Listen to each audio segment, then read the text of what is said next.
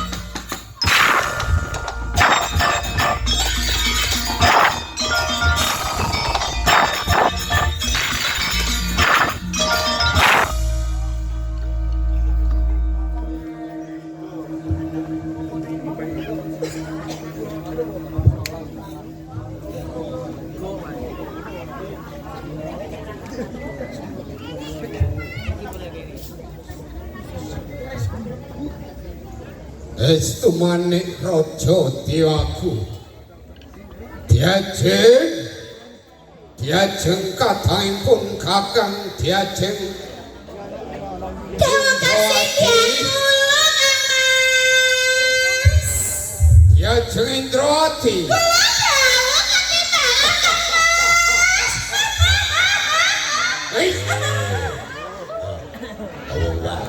Diajeng Indrawati. Kulo Mas. Diajeng ki jejere wong wadon ora pareng guyu maklak ngono kuwi Diajeng. Mboten pareng. Ala dinulu Diajeng. Sakmenika mboten asal Kang Mas. Ora bareng Diajeng. Oh mboten asal. Diajeng Indrawati. Kados pundi Kang Mas? Senenging adinipun Kakang ora kaya kalungguhan iki Diajeng. Yen aku dulu soaning para putri waduh Diajeng.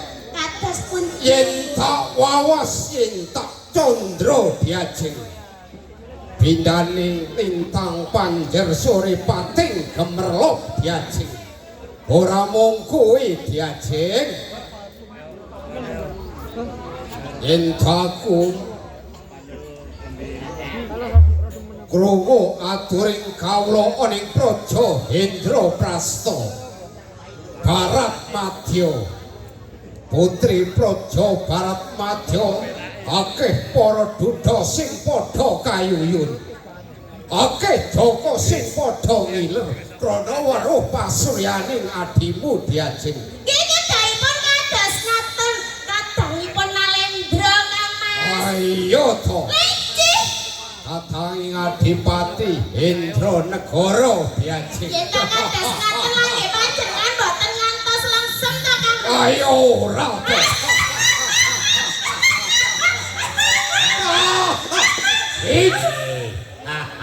Ayo dhewe lali. Mulane to mulane. Besok meneh ki aja sok mangan brutu karo semwiwi Diajeng. Ya ngono kuwi undu-anduane. Sok gampang lali. Lah menika karma kula lho Kang Mas. Ora bareng biasane wong sok mangan brutu karo sewiwi ki yen to wis diparingi, jare durung diparingi Diajeng. Lah wong sing enak iku lho Kang Mas. Apa iya? Nggih to. Yen ngono kelompokno Diajeng besok engko yen to wis akeh pun Kakang jaluk Diajeng. Panjenengan nyuwun Kang Mas.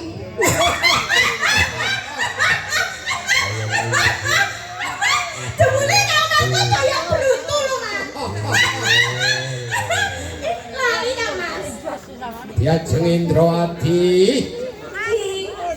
sarining pendopo praja Baratmadya dikebaki soaning prajurit. Sawetara Diajeng tak tulungku sing kepenak ya Diajeng. Dawuh Kang Mas. Indrajaya lan kabeh para nayaka. Yen tak wawas ora ana prajurit sing ngutangake kalungguhan. Ana sawetara lungguh sing setata.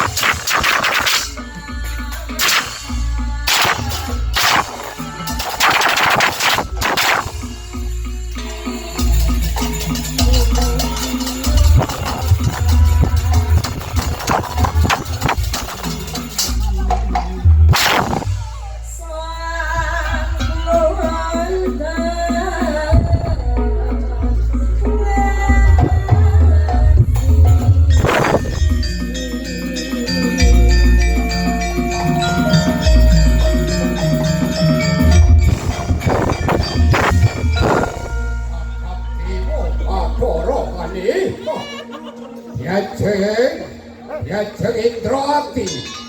Iki kula Kang Mas. Diajeng Indrawati ang sumpah bekti marang pun kakang Tampo. Awistuning pun kakang tumuli inggal tampani ya diajeng. Dahakan yen dalem nepi Kang Mas. Diajeng Indrawati kathahipun kakang Cahayu. Sawisi diajeng Indrawati nunggu satata. Kaya pun kakang mung keping pirsa kaya apa kemajuaning para putri Praja Barat Madya diajeng. Waduh Kang Mas, yen to panjenengan kepengin mangertosi sedaya kewajiban kula sedaya para kadang. Kula kinten anggenipun kula wonten sedaya para kadang-kadang. Sampun boten wonten ingkang kunci wani Kang Mas. Sedaya para putri boten wonten ingkang mancai dawuh kula. Ngantos nindakaken kewajibanipun piyambak-piyambak Kang Mas. Diajeng Indrawati Kula dawuh. rumangsa marem jroning atining rakamu. Yen aku wis bangetake atur pelaburanmu. Pancen kuwi sing tak karepe rina lan wengi diajeng. Mangsa kala diajeng Indrawati mranata kabeh para putri Barat Madya aja nganti gawe lesemi atining rakamu diajeng. Menika mboten Kang Mas panjenengan ampun kuantos. Yen ngono diajeng sarene adhi-adhimu padha seba. Diajeng Indrawati tak aturi lungguh sing kepenak ya diajeng. Menika iki Kang Mas istangi dawuh. Uga marang sira adhiku Indrasari. Ati dalan kula dawuh Kang Mas. Apa ya bener sing diaturake marang Kang Bapa Indrawati diajeng. Menika aturipun nyambok leres Kang Mas. Banjur benere mapane ana ngendi diajeng. Sedaya ati-ati menika sampun prigel ugi sampe lho Kang Mas. Mangsa kala pun kakang ngersake samubarang kapiye diajeng. Kula kinten menika mboten badhe ngeciwaken panjenengan Kang Mas. Diajeng Indrawati. Iki kados pundi Kang Mas? Yen ngono bener apa sing mbok aturake diajeng. Ya mestipun kados Adimu yen to nindakake kewajiban tansah nuju prana. Wah, diajeng. Yen ngono aku ora kleru duwe kathah ayu kaya diajeng Indrawati. Yen to mimpin kabeh para putri ora gawe leseng ati. Tur yen to aku dulu pasuryamu melok-melok kaya kembang kanigara. Gandane arum diajeng. Napa Kang Mas tembang Kanigara? Iku sekar napa Kang Mas? Ayo kae sing ana ing tetamanan sing sisih lor kae. Kuwi ento ana sekar gandane arum ya kuwi sing jeneng kembang kanigara diajeng. Oh, sak menika Kang Mas.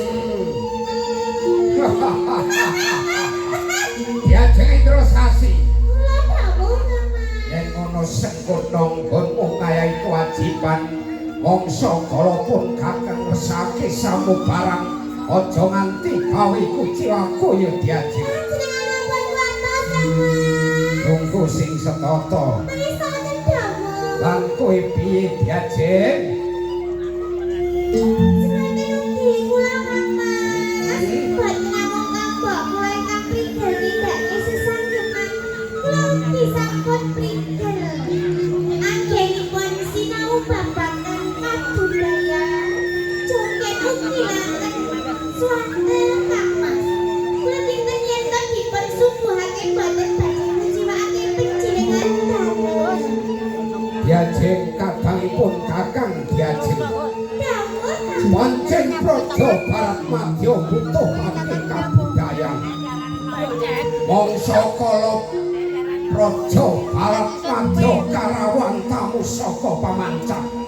Aja nganti gawe lesemi atinipun kakang diajeng. panjenengan ampun kuantos ngantos Kang Mas. Ora mung kuwi diajeng. Ngendas ngerti ngendas. Raja Barat Madya bisa kuncara saindenging jagat. Krana sapa kebake budaya sing mapan ning Praja Barat Madya diajeng. Mula saka kuwi budaya sing mapan ning Praja Barat Madya kudu mbok uri-uri ya diajeng. Jenengan ngantos Kang Mas. Lungguh sing kepenak. Sana dawi kuwi. Dur sijine kuwi piye? Sumanten ugi kula Kang Mas. Anggen kula ndaten bab wajib. Nata keindahan wonten taman sari. Sameika sampun resik kok Kang Mas. Ento disawak Iji. nek ngono lungguh sing kepenak ya. Iso Uga marang sira kabeh. Uga sira tak keparengake lungguh sing kepenak ya.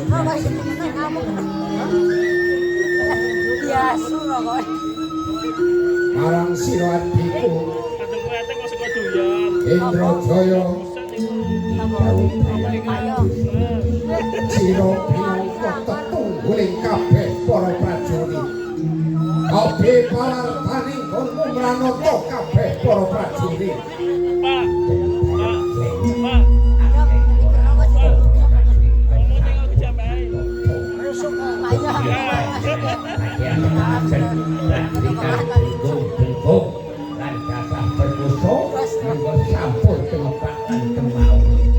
Indrawati, apa ya bener sing diaturake marang Kang Masmu Indrajaya? Nggih, leres saturipun Kang Mas Indrajaya. Para sedaya prajurit sampun gelar sepapan. Indrajaya. Haluhran, oh. Nggih, konmu ngayahi kewajiban. Anggen kula saya wajib sedaya kawula ing Barat Madya boten wonten ingkang macahi dawuh panjenengan dalu. Indrayudha, apa ya bener sing diaturake?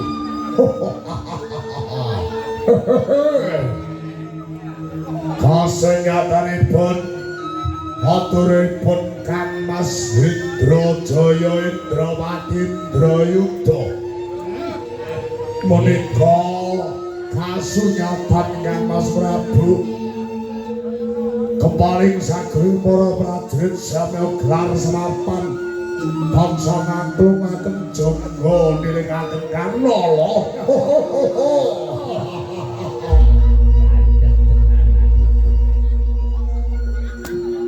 Indrayudha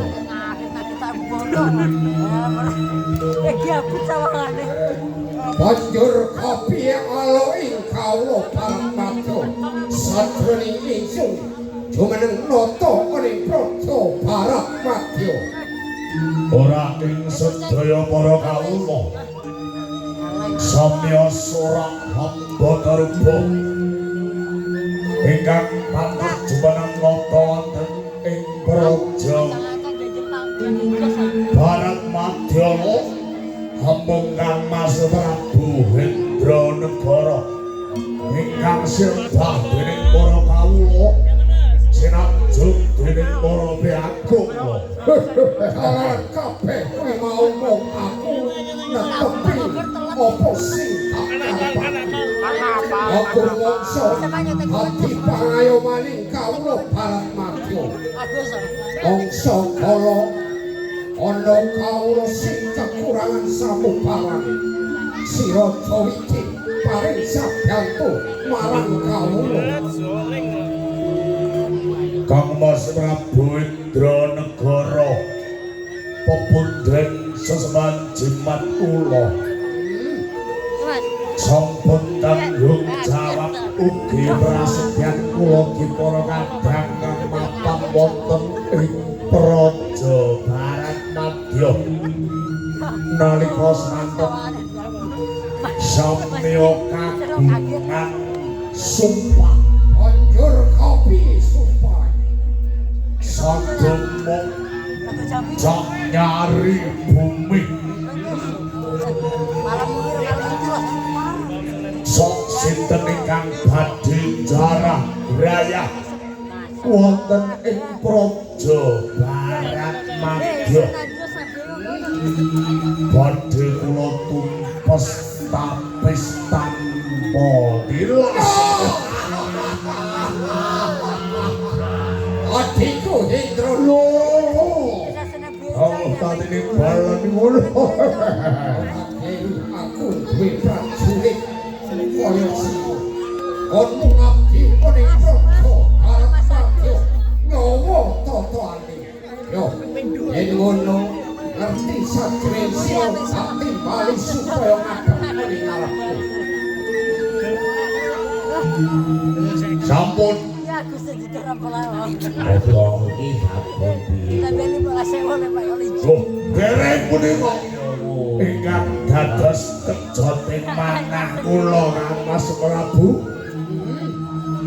ingkang dadosen kageting manah kula wonten mari gawe menapa anggenipun panjenengan dalem baling sagunging para prajurit kula saka kridi adikku kabeh saring sira kabeh ora ngerti apa to kawigaten pasepananku aku arsa walaka marang jeneng sira kawigaten iki mung tumeka marang adikku Indrawati wonten menapa aku wis kebak laporan ning Panbyata Cedi yen to adikku Indrawati pegaweyane ning pasepen lungguh deleng-deleng nalika diparingi kaharan diajeng Indrawati ora kersa dahar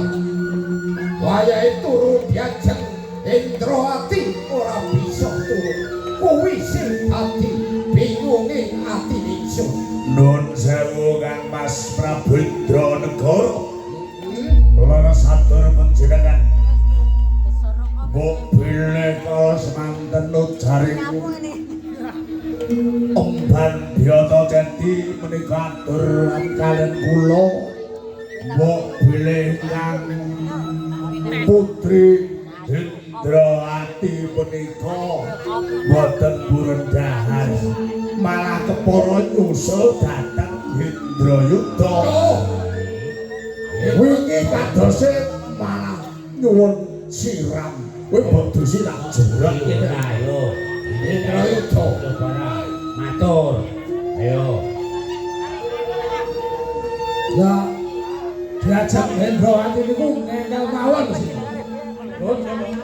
hal depan anak itu mel oke kok padane kaya mawon kula tinggal tawing malih ngoten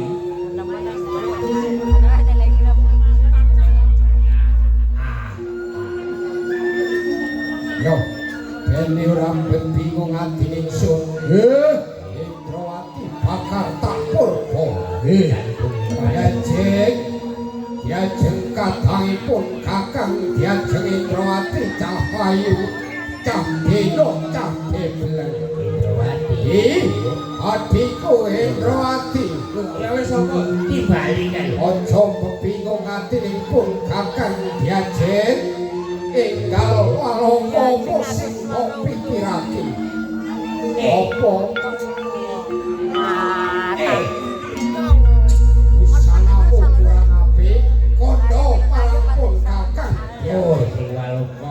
Indrawati diajeng Indrawati Dawa kamu. hati balikan ora Kula dawa kamu. asep Ya sida. polane ento duwe kuping iki dienggo ngrungokke Banjur iku temen apa kamu? Apa duka to kamu? sapa sing ora nesu wiwit maupun kakang nimbali marang sira malah Diajeng Indrawati mung nglamun. Diajeng Indrawati Nggih kula nyuwun pangapunten bilih kula ngantos kados ngaten Kang. janjane apa ana sing mbok pikir coba matur marang pun kakang Diajeng aja gawe bingung ing atining pun kakang Diajeng matur. Pangapunten saderengipun lho Kang Mas. Kula kakadang kepinu aloka dhateng panjenenganipun Kang Mas. coba waloka mumpung pendopo praja Barat Madya dikebaki soaning prajurit Diajeng Menika iji Kang Mas. Panjenengan dulu to Kang Mas. Kadang panjenengan menika lagi sampun akhir dewasa. pancen bener udakara wis ana 17 warsa Diajeng Sampun lancini napa Kang Mas? wis pantes kawengku dening sanadya Lagi menapa panjenengan menika kula kebaten dadi rabekne Kang Mas. oh yen to kekandhan dipikir dhisik aku dirabekke rumangsamu wong rabi iki penak golekane ngono Lagi piturut kula nggih sekeca Kang Apa Mas. naik iki? Lagi sampun sesandingan saben rinten mugi dalu. Gegojekan sareng kalian tiyang ingkang ditresnani Kang Mas.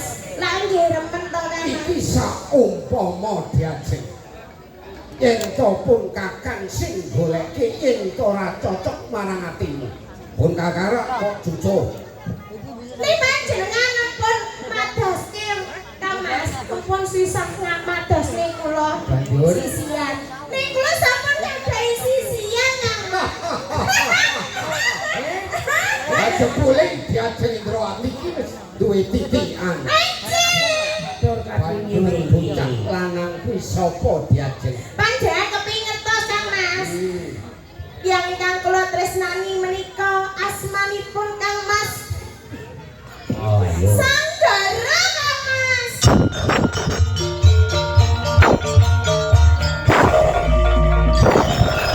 Lagi bagus tresnani. Ora. Iki banjur bocah kuwi saka ngendi Diajeng sak menika saking Jagaraga Kang Mas. saka Kadipaten Jagaraga Iki Diajeng Indrawati iki kula Kang Mas. yen tak gagas yen tak piwil pancen kuwi srep Diajeng jejering adining Nalendra sing mbok kersake adipati saka Jagaraga tak ibaratake Diajeng Kados pundi? Diajeng emas diimbani inten Diajeng Lah nggih cocok to Kang becik Mas. dinulu Diajeng Lah nggih panjenengan nyarujuki to Kang Mas. ayo nyarujuki Yen to panjenengan sampun nyarujuki dinten menapa monggo ngundang-undhahi Kang Mas. Engkel-engkelan elet, Pak. Lebih ayo senang. kuwi Diajeng Lah kok malah ya kuwi Kang Mas ngundang-undhahi seratus supen. Serati pitik Kang Mas. Diajeng Indrawati Iki kula. yen to wong wadon unggah-unggahi wong lanang ki ala dinulu Lah kok malah Allah. sing becik menteni tetese bun Alamu aku ngenteni tetes itu. Harap wae to. Ora dong tetes Kang Mas. Suwen. sing becik sabar sak untara yen to pancen Adipati Sanggara pinesti dadi bodoning Diajeng Indrawati besok kapan dinopo taun piro mesti bakal katurutan Diajeng Malah nggih kesuwen Kang Mas Sanggara. Ndang kok imbangana Tresna. Lho.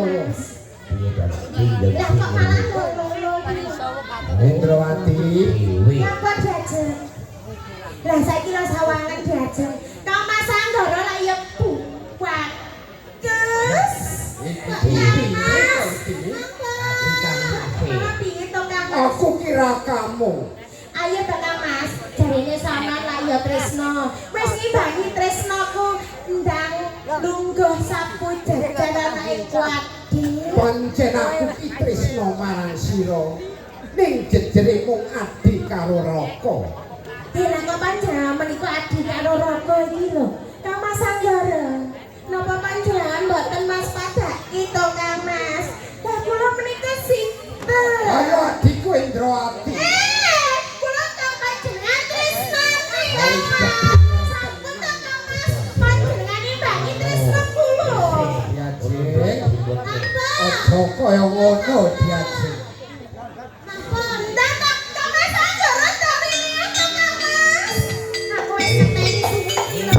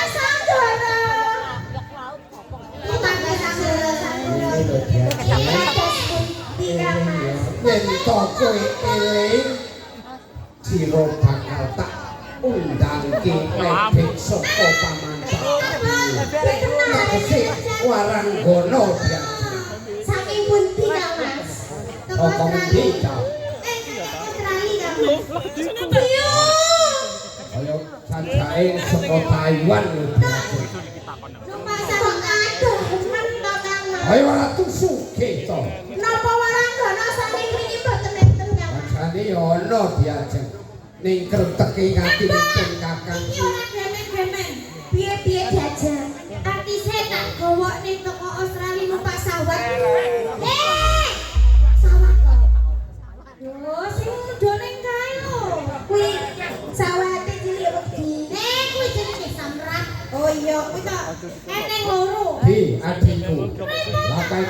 kedang-kedang di papak Diajeng.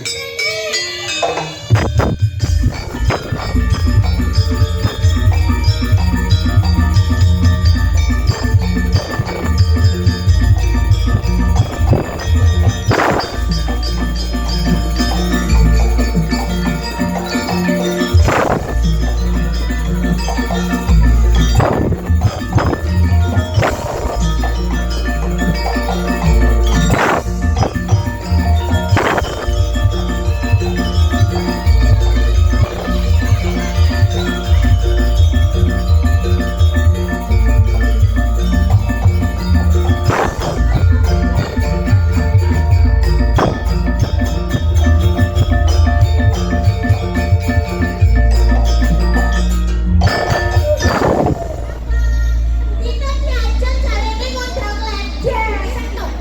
Isek jalan kaki, motore mau le. Sawate gak iso mudhun. Lah lek parkir ado ya kan kok. Ayo, gek salah jalan. Lah aku lek jalan demok iki lho diajak. Aku gandrung. Oke ora edan lho Diajeng. Sak botol kurang sak tetes.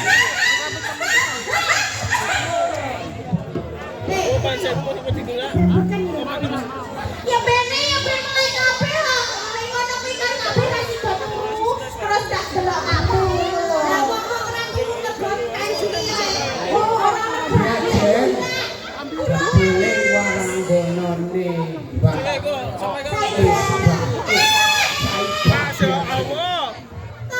Mbak sapa mau? Ini kan Mbak Iswa. Jebule waisu Mas. Seto, lapor Mbak Aku ra pas kok Diajeng. Iki pinter sama Kak Mas. Ayo to. Bodi, jane mixing kuwi gak enak. Iki lho, sampe kita teki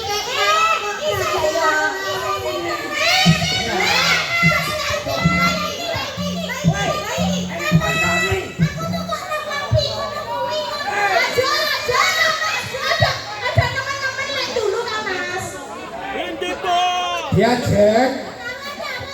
Ayen ini iki rakamu awet nom Diajeng. Nggih. Ora kene aku undang orang kono. Apa gunane duit sing makarun-karun ae.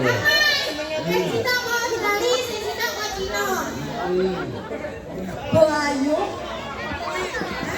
Wah, aku idola nih.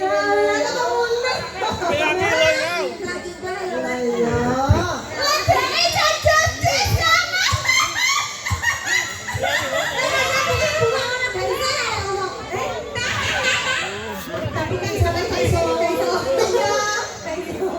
coba ini bisa nggak? Kok malah kayak setan?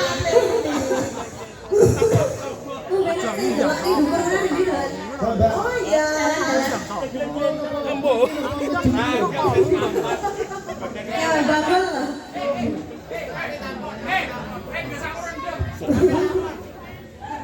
Rini, kita salaman dulu ya.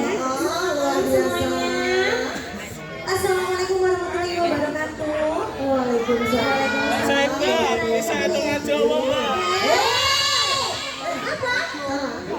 Syukuran. Dan rumahnya. Ibu, bapak, dan rumah yang lebih dulu ya. Terima kasih untuk undangannya. Luar biasa. Semoga sukses selalu ya. Tambah wawancara begini ya. Angin makin kaya ya. Amin. Ini yang terbaik. Suara aku bagian paling kaya ya. Calik. Sampai lo ngambilnya rasa setelan kok. Oh ayo setelan aku mau. Ayo setelan. Ayo di rumah makan. Aku mau bola. Senengannya ini. Pemanasan dulu pemanasan. Dikasih satu buat Pemanasan.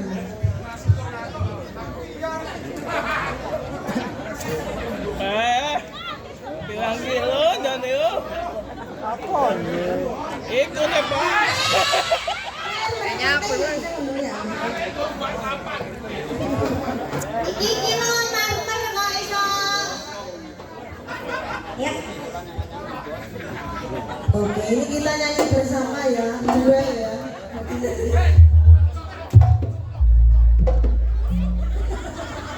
Sana pintar. Biaki. Hei. Si gosok ya, niki aku. Waduh, lari kayak gitu.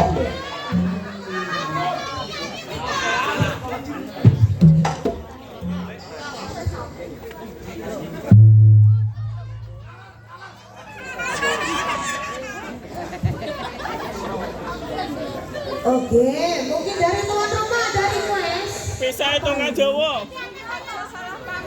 Dalam? Ojo salah paham. Nanti tahu dulu guys. Oh, jasa bang. Gak pengen goyang ini toh, Mbak? Ayo, Mbak. Mas, mega putih mas. Murut. Curigo. Oh, curigo. Iya, Wes. Aku Gue enak dah. Tombol moto. Tombolnya moto ini. Mas Eko. Curigo. Curigo masih kan?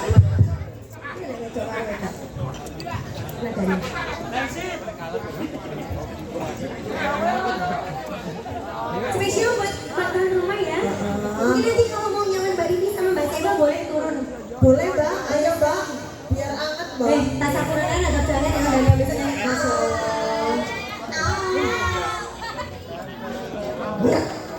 Sekarang kalau yang di joget delon ya, belum.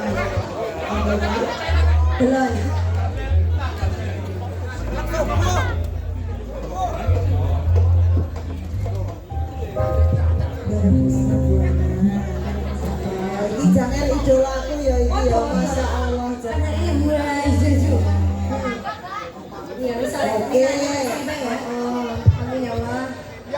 Dan cita-cita Mas Niko lo pengen terima buana. Gaspol ya. Taruh dia dhewe bose ben oleh diskonnya, Bos. Ndi bose?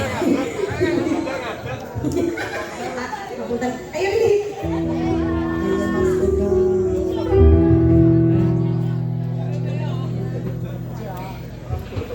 Lucu, cilok tak kok kepese aku kok. Oh, medal Mas Eko. Iki penyanyinya gede-gede Mas. Suarane ya maksudnya. Ya. Sikat.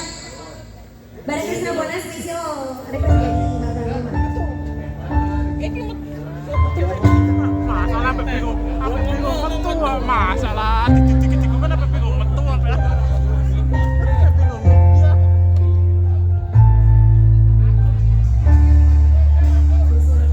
Krisna Bona. Ada Mbak Syah. Ada Ribu.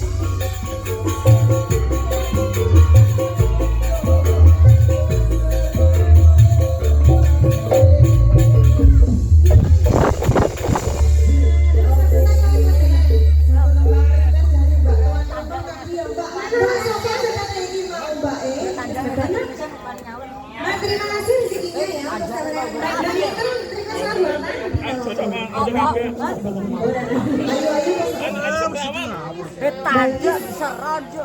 Baik itu bapak minta itu. Ini kok tak banyak lawannya sabun telas. Ini apa lagi? Kayak tak bincang. Kacau kan.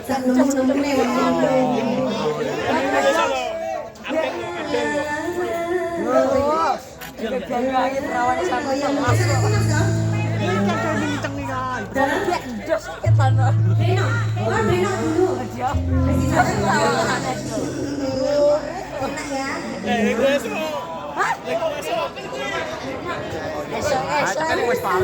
Sampai menyanyikan lagu. Semoga pijat kok. Mana matanya tuh pijat kok mana? Jangan sunat yang ngejek ya kayak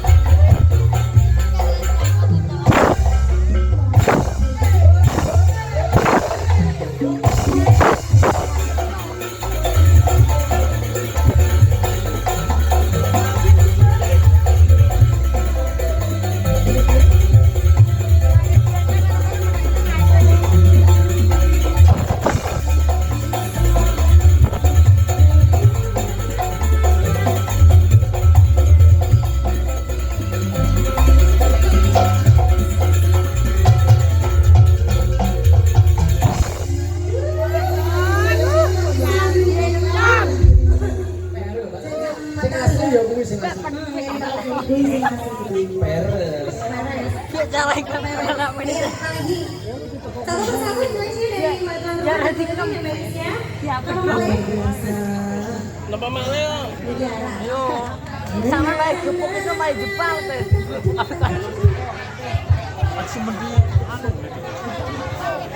Udara apa lagi?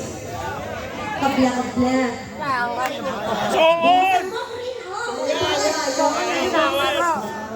Apa lagi ya Mas Kak? Bola sepak pokoknya sama sepak. Bapak ni Lendi. Dua kilo. Jangan salah. Padahal ini mati kaya Allah. Udah.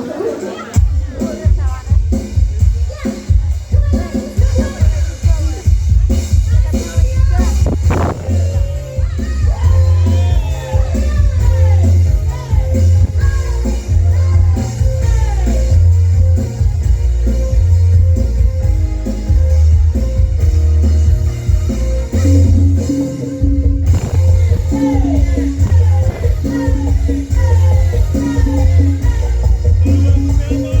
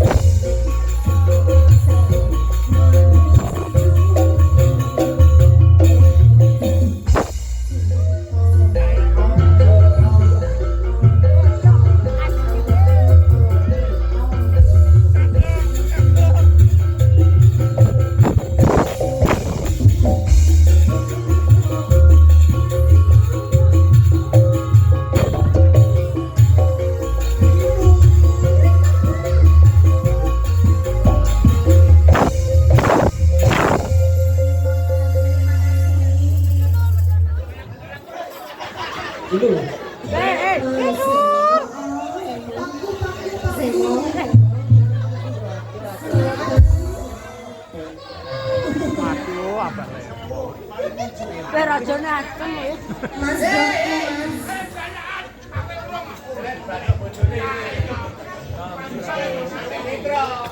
Bang, ya bang.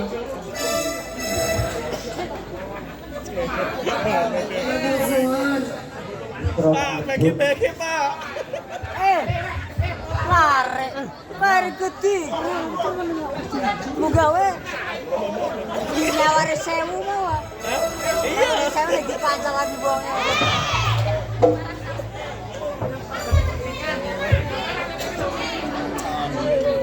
Monggo. Matur nuwun. Baik, apa lagi baik? Iya Mbak Is, apa lagi Mbak Is? Mbak Mela senengan ini lho. Mbak Mela. Gua mau ada mau cocok bojone. Mbak Mel senengan ini to, Mbak. Kayak Rindi sampe ngumpet-ngumpet kan? Sebelah son. Gitu enak ya. Itu lah. Mbak Mela. Wan tapi ini Mas. Hei, Joko. Matur suwun. Salam lagi kawan ya. Salam lagi kawan, sampun matur suwun. Cengok.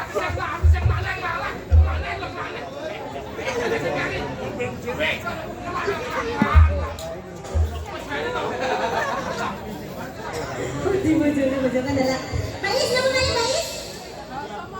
Basa moto boleh. Ayo mas kawan su. Ayo Bais, goyangnya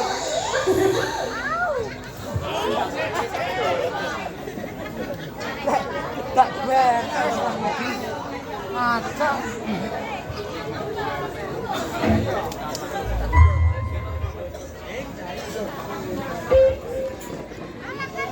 Mas, ini sama delok jlongau ini kemana?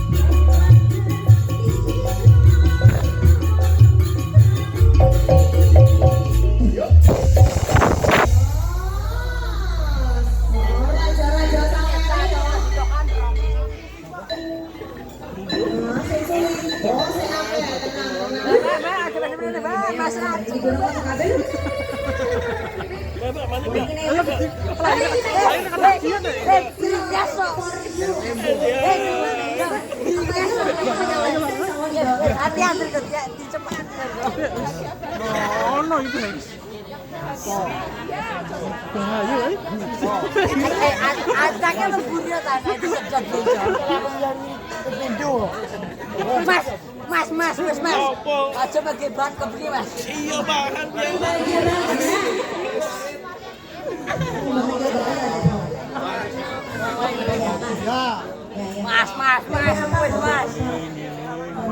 Mas. Aduh seru-seru Kota kebablas. Mas, sama ini lanang loh mas.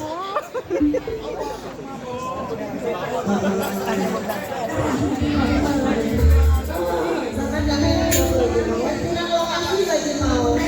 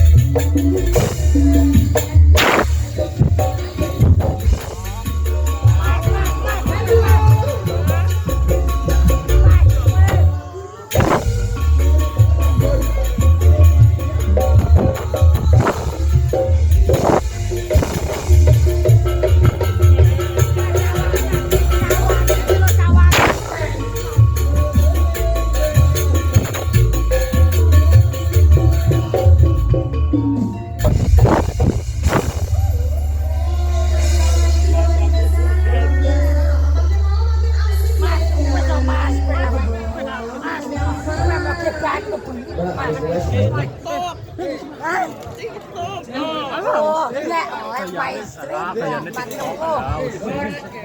Gayane TikTok. Ketong bengi gek. Gayane ku TikTok. Gupan kebengai. Ini satu bongkar Lukas goreng ya.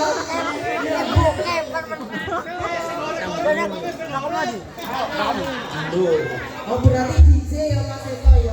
DJ apa ya? Mas, wis Mas. Mas. Masih sampean cuma apane Mas? Ngomong. Aku mau yang ngejebok kok Mas. Wah ini. Kira pengen lagi kirim Mas. Bek Mas goreng. Mas, bek mana kuwi mangan Mas. Kene aku ya.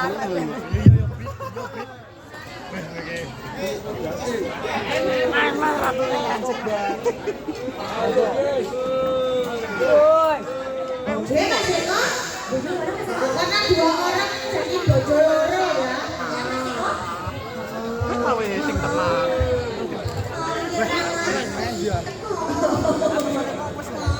Apa dia?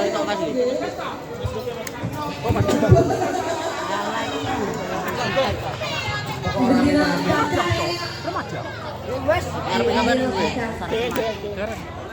Sama jenenge ini.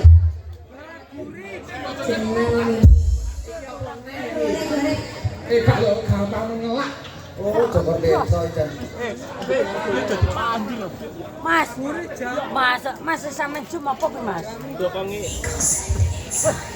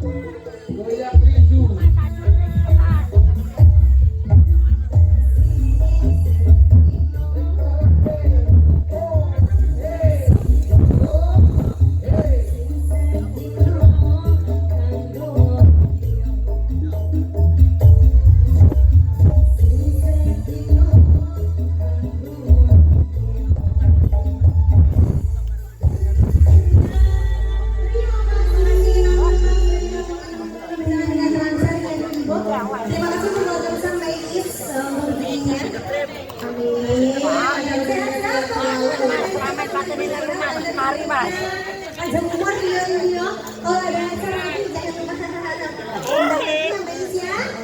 Mas. Buat anak dengan baksa Iba dan dari Ibu.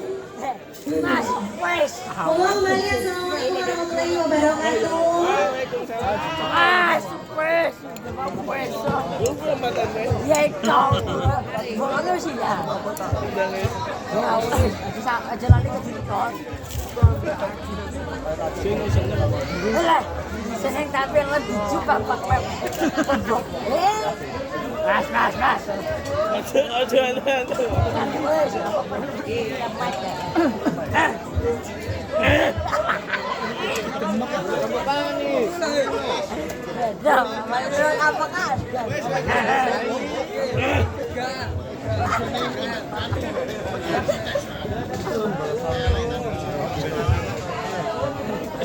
Semangat. Mas. Mas. Jebule dhek jam-jam Mas. panjenengan kok termendo kangen. Ayo pinter to. Atuturah kamu. Mugi-mugi wae atinipun Kakang Paringono kuat yo diajeng. Lah kok paling kuat menika kados pundi to Kang Mas? Lah Sawise panjenengan pun Kakang Weruh Waranggono sing kaya ngono. Atinipun Kakang Empet kepengin ketemu calon bojoku diajeng. Loh kok panjenengan matur calon bojo napa panjenengan sampun gadhahi titian? Ayo wis to. Lah menika sinten Kang Mas? Calon bojoning pun Kakang Ki diajeng Endang Mustika Sari.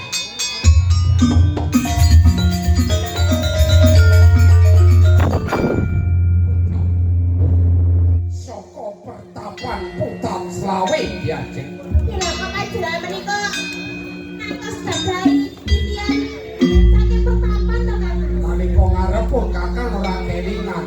Sawise weruh sing kaya ngono kuwi gegugah ati lanangipun Kakang diajeng. Mas, Mas. Menapa badhe nglamar calon kanggo kula? Kok selamat Taonono dinono pun Kakang ora ngempet hartane asmaraku. Mula saka pitajen pun Kakang dalu pamit harsa tumuju ing pertapan Putat Slawe diajeng. Diajeng aturi ing praja Barat Madya. Kasugane Barat Madya tak bodhake diajeng. Bunga musik tak baru. Topung Kakang ketemu karo calon bojone tak jaki tak gowo ing praja Barat Madya. Lo piye Ika. Orang Rito Joli Jempono pinangka kanggo titian calon temanten putri. Aja nganti lali. Ayo.